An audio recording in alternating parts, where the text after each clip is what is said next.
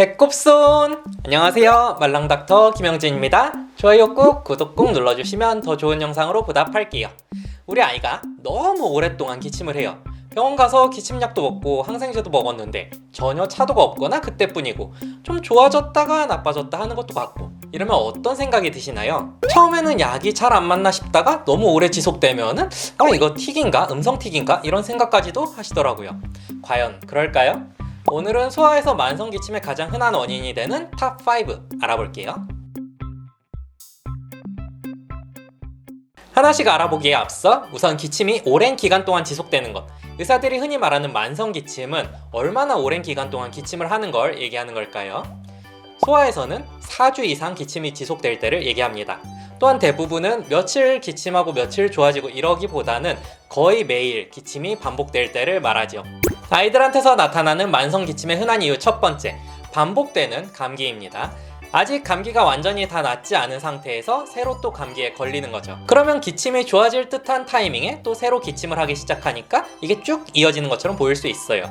특히 영유아는 면역력이 미숙해서 감기와 같은 감염성 질환이 자주 생기는데요. 아이들이 감기에 얼마나 자주 걸리는지 확인한 연구에 따르면 소아청소년에서는 1년에 약 5에서 8회 정도 감기를 포함한 호흡기 질환에 걸린다고 합니다. 흔한 감기 바이러스들이 여름에는 잘 활동하지 않으니 대부분은 추운 계절에 몰려서 발생할 테고, 특히나 어린이집처럼 단체 생활을 하는 아이들이라면 더더욱 자주 감기에 걸릴 수 있겠죠? 그러면 계속 기침을 하는 것처럼 보일 수 있어요. 근데 감기 때문에 기침하는 거면 기침 감기약 먹으면 좀 나을 것 같잖아요? 근데 실상은 안 그래요.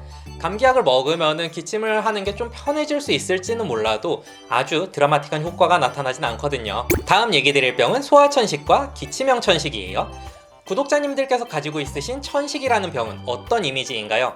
보통 그런 거 아닐까 싶은데, 막 달리기 하다가 갑자기 쓰러져서 기침하고 숨 헐떡거리고 쌕쌕거리고 요렇게 생긴 거 하고서 숨 좀 들이쉬면 좀 편해지고, 아주 전형적인 천식의 모양새죠. 아이들도 비슷하게 나타나긴 하는데 보통은 그렇게 증상이 심해지기 전에 기침을 오래 한다거나 아니면 쌕쌕거리는 숨소리가 들려서 조기에 진단되는 경우가 많이 있죠. 만성 기침의 가장 흔한 원인 중 하나가 바로 이 천식이거든요. 근데 이런 천식 증상들이 하나도 없이 오로지 기침만 하는 천식이 있어요. 숨이 차다든지 쌕쌕거린다든지 이런 거 없이 오로지 기침만. 이런 경우를 세 번째, 커프 베리언트 에이스마, 기침형 천식이라고 합니다. 대부분은 마른 기침을 하고요. 천식 환자들처럼 운동하면서 기침이 심해질 수도 있고, 기관지를 자극할 수 있는 유해 물질들, 담배 연기라든지 먼지라든지 과도한 향수나 향초, 차가운 공기 이런 것들 때문에 기침이 심해질 수도 있어요. 또 일반적으로 기침은 잘 때는 좀 좋아지는 편인데, 만약에 잘 때 오히려 더 심하게 기침을 한다, 이런 경우에는 천식 관련 기침인가 하고 좀 의심해 볼 수 있어요. 감기도 좀 관련이 있다고 하고 소아 비만도 좀 연관이 있다고 합니다. 근데 다른 증상 없이 기침만 계속 나타나다 보니까 기관지염이나 감기 이런 병들과 구분하기가 쉽지는 않은 병이에요. 병원에서 천식 검사를 해보거나 혹은 천식 약을 쓰면서 괜찮아지면 이건가 보다 하고 생각할 수 있어요. 네 번째 원인은 상기도 기침 증후군입니다. 옛날에 후비루 증후군이라고 흔히 불리던 병이에요. 요거는 만성 기침이 있으면서 비염이나 부비동염 같은 증상이 같이 있을 때, 그리고 해당 치료를 하면서 증상이 좋아질 때를 얘기합니다. 그러니까 기본적으로 비염이나 부비동염이 원인이 된다는 거죠. 그래서 딱 기침만 있다기보다는 콧물, 코막힘, 재채기, 코가 목 뒤로 넘어가는 증상 이런 것들이 보통 같이 나타나고요. 목이 간질간질한 이런 증상들도 같이 나타날 수 있어요.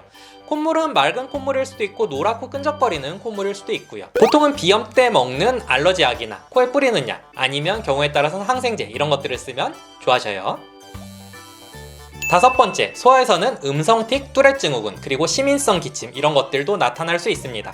시민성 기침이라고 하는 거는 심리적인 이유들 때문에 나타나는 기침 혹은 습관성 기침 이런 것들을 얘기합니다. 틱과 뚜렛 증후군 그리고 시민성 기침을 나눠서 얘기 드린 이유가 있는데요. 틱이나 뚜렛 증후군은 내 의지로 조절할 수 있는 게 아니라서 그래요. 심리적인 이유 때문에 생기는 것도 아니고요. 반면 시민성 기침은 스트레스를 받는 상황이라든지 이런 경우에 더 심해질 수 있고 내 의지로 조절을 할 수가 있습니다. 시민성 기침 중 습관성 기침은 잠들면 증상이 좋아지고, 기침에 집중하거나 관심을 가지면 증상이 악화되는 모습을 보입니다. 반면 틱은 그냥 내버려두고 기침에 집중하지 않는다고 해서 기침을 안 하고 그러진 않아요. 대신 틱 장애 치료에 사용하는 약을 쓰면 또 기가 막히게 좋아져요. 근데 사실 이건 아주 흔한 원인은 아니기는 해요. 만성적으로 기침한다 하는 애들 10명에 1명도 채 없거든요. 또 나이 따라서 많이 진단이 달라지기도 하고요.